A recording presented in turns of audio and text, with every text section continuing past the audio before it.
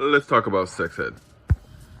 So, my sex ed happened to be at a very conservative school in a very conservative town, and I remember we watched the video of a woman birthing a child, and we talked about condoms and STDs and sexual programs and anatomy of sex. And at the time, I thought I learned a lot of useful information that could help us lead to sexual health. But whenever I look back on it, a huge thing that I realized I was missing in my sexual education was a discussion about consent. Consent wasn't a term that was introduced to me until much after I had already done sex ed. And so for much of my life, the only notions of consent that I had were from movies. That's right.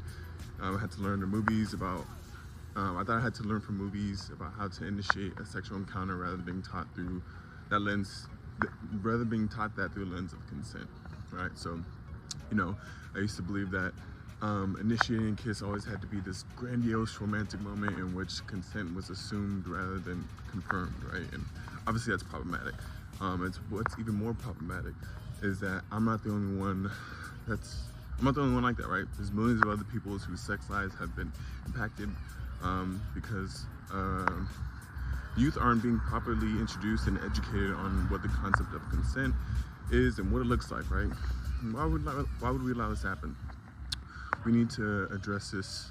What we need to address this is comprehensive sex education. And I want you to stick around for part 2 of this video where I'll go into more depth on this topic and discuss what you can do to make a difference.